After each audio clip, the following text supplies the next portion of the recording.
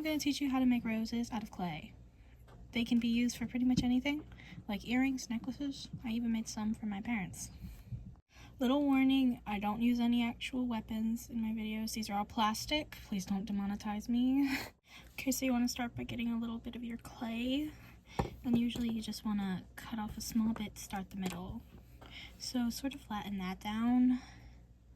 Oh god, I'm not good at recording myself. Flatten that down and then kind of curl it into a little funnel shape, like that. Once you have your funnel shape, kind of just start cutting these up and turning them into flat sheets as well, and cutting them into smaller bits if they're too big. Once you got a decent size, you want to take this and you just kind of want to stick it on like that. It'll look better when I'm done, I promise. Keep sticking them around till you get a shape like this, and then sometimes if you want to, oftentimes I recommend keeping them more folded in, but if you want to, you can fold them out a little bit. Then you're going to want to grab some more and kind of roll it into balls and flatten it out to make a bigger piece. So you can take that piece and you can stick it on. It doesn't have to look perfect because no flower petal looks perfect. You can just kind of roll it on here to get it to go around the outside and fold it out a little bit to make a more flower petal-y like look. Now repeat that. When you're done doing that, you'll have a look like this.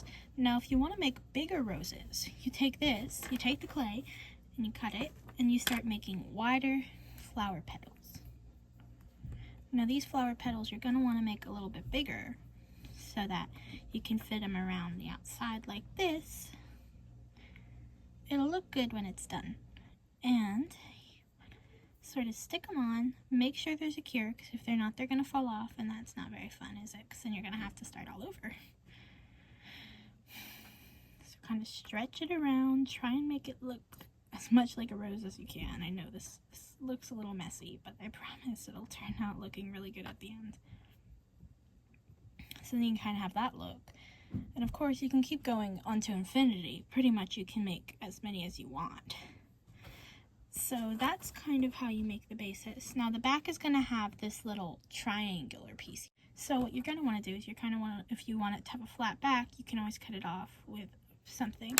Now if it does get a little squish, you can always open it back up or add more petals. Now if you want to add more petals without getting that weird triangle at the bottom, kind of just, oops, sorry, it's a little shaky, kind of just stick them on to the back of already existing petals. It'll still look really good. It might look a little bit different, but by the end, you're going to have something that looks like this. Now, if you want to use this for earrings or necklaces, you can always keep that little triangle piece on. I didn't do that because I just kind of want to use it as a little decoration. But you can keep that little piece on and you can put a hole through it, or if you want to make it a little more interesting, you can kind of hook it like this or something. Oh, sorry, I'm not on camera. I'll edit that out. Hook it like this, and you'll have kind of like a hook to hook the flower onto. It'll look really good.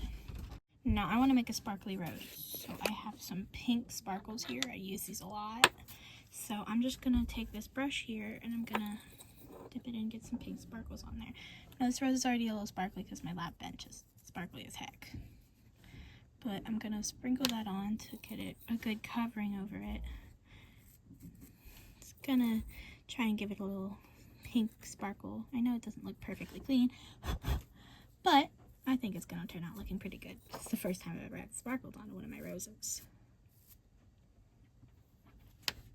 Let me get it in a bit more light for you. So if you want to add some sparkles, you can. I did. I like it a little more sparkly. But let me just put it down here where I have a bit more lighting. And little sprinkles. And you're going to have a sparkly rose. Alright, here's the rose a bit more up close. Now you're going to want to put it in the oven for 15 minutes because I'm using baked clay. I don't have a kiln, so I just use baked clay. Much like some of my other creations back here.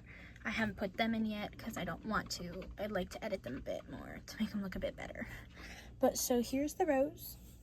Now I recommend putting it in as long as the instructions tell you to. But that's about it. I might make these into a necklace now that I think about it.